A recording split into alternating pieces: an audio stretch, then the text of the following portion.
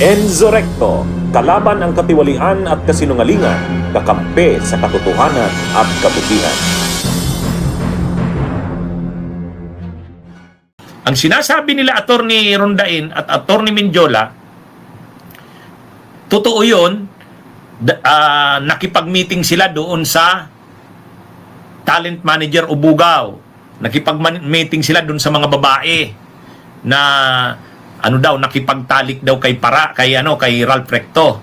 Nakipag-meeting sila. Pero sabi ni Attorney Rondain sa kanila Attorney Mendiola, hindi naman 3 beses, 2 beses. At sa 2 beses na yun na meeting, ang pinag-usapan lang naman, gagawa nila ng affidavit yung mga babae.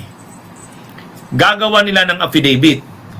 At yung mga babae na yon, kinikwento nila na nakipagtalik nga sila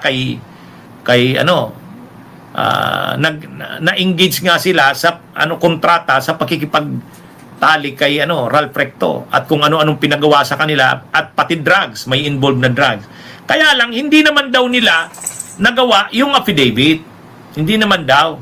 Hindi natapos 'yon. Wala naman daw silang nagawa. Yun lang ang usapan. Nakadalawang meeting lang.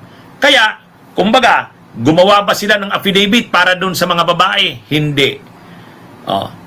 Ninotarize ba nila ito? Hindi, kasi wala nga silang nagawa. So, kaya, yun yung kaya malakas ang loob magsabi nitong mga abogado na wala. Ano naman ang nagawa naming krimen dyan? Hindi naman namin sila ginawa ng affidavit Kasi hindi naman natuloy. Pangalawa, hindi naman namin ninotarize kasi wala ngang affidavit na nagawa.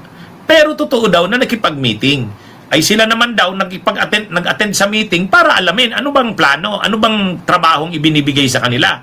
At sila naman, sumipot sila sa meeting dahil kabats ni Attorney Rondain, classmate niya, itong si Paras. Parang humingi ng tulong si Paras. Kaya si Paras dito ang nadidiin. Kumbaga, ang ginagawa nitong mga abogado, dumidistansya.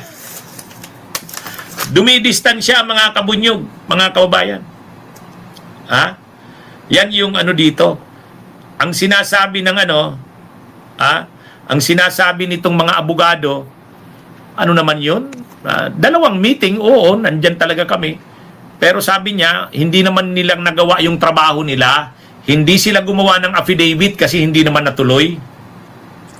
Hindi rin nila ninotarize kasi wala ngang affidavit na nagawa.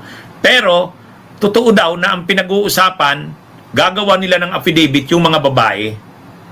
At gagamitin yon para i-expose si Recto, si Ralph Recto. Yun na nga yung tinatawag na honey trap.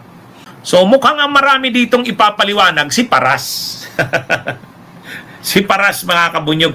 Kasi, siya yung tinuturo ng mga babae. Siya rin yung tinuturo ng talent manager, yung Bugaw. Siya rin yung tinuturo nitong 2 abogado. Di ba? Dumidistansya sila Sabi ng 2 abogado, hindi naman namin kilala yung mga babae. Hindi naman namin alam yun. Inimbitahan lang kami sa isang meeting. Kami daw ang gagawa ng affidavit. At sino ang nag-imbite sa kanila? Si Paras. So yan yan na mga kabunyog, mga kababayan. Matindi na ito. Kanya-kanya ng laglagan, Kanya-kanya ng laglagan. Pero ang sinasabi naman nila, walang kaugnayan daw dyan si Saldico. Classmate daw kasi niya, nito ni Rondain, si Paras. Yan. Kaya, ito mga kabunyog, mga kababayan. Anyway, ang kasong, ang anong ito ay nasa NBI pa lang. Investigasyon pa lang ito. Ano na ito? Na-preempt kasi yung plano, na-preempt kasi yung plano. Ang plano sana ganito. Yung mga babae, gagawa ng affidavit nitong mga lawyers. Ang affidavit, ang laman ng affidavit ay mga mga minors, mga babae na kinuha yung services nila ni Ralph Recto, nakipagtalik sila dito, at grabe yung kikwento nila kung anong mga ginawa nila. Pagkatapos may drugs pa, pinagamit pa sila ng drugs. Gagawan sila ng affidavit tapos magpe-presscon. Pag presscon, ihaharap sila sa media. Masisiraan talaga si Ralph Recto. At hindi lang si Ralph Recto, ilalabas pa pati si Ombudsman Boying Rimulya, pati si Vince Dizon, yung mga medyo identified talaga sa administrasyon. Yun ang ano. At ang sabi, ang nagplano ng lahat ng yan ay itong si Jing Paras. Siya yung kausap nung talent manager at saka ng mga babae. At siya rin yung naghanap ng abogadong gagawa ng ng affidavit. Ito na yon. Sila Attorney Rondain saka Attorney Mendiola, yung law office nila.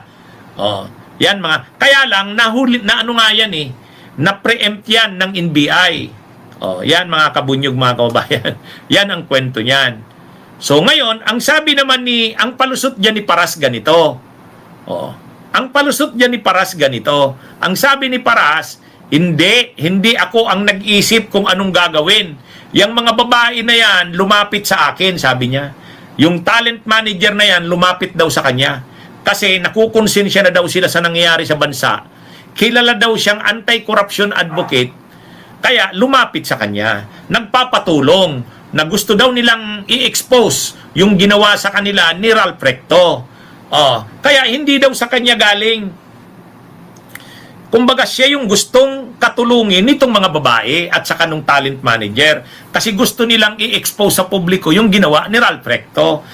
Ngayon, para matulungan ito, mga babaeng ito, naghanap siya ng abogado. Ito nang sila Rondain. Yan mga kabunyog ang ano dyan. Yan yung kwento dyan. Kaya ngayon, ang tanong, papaniwalaan ba ng NBI yung kwento ni Paras? Kasi ang ginagawa dyan ni Paras, binaliktad. Kumbaga, si Paras, sabi niya, hindi siya ang nag-isip. Lumapit sa kanya yung mga babae na yan, yung talent manager. Kasi nagpapatulong nga, kasi nakukonsensya sila sa ginawa nila. Gusto daw nilang ipaalam sa publiko yung ginawa ni Ralph Recto para maturuan ng leksyon. Kasi kilala daw siyang anti-corruption. Anyway, yan mga kabunyog, mga kabayan. Okay. Abangan natin next week kung anong mangyayari dito sa anong ito. Basta't ang nangyayari dyan, parang si Paras ang malalagas at yung mga abogado dumidistansya na kay Paras.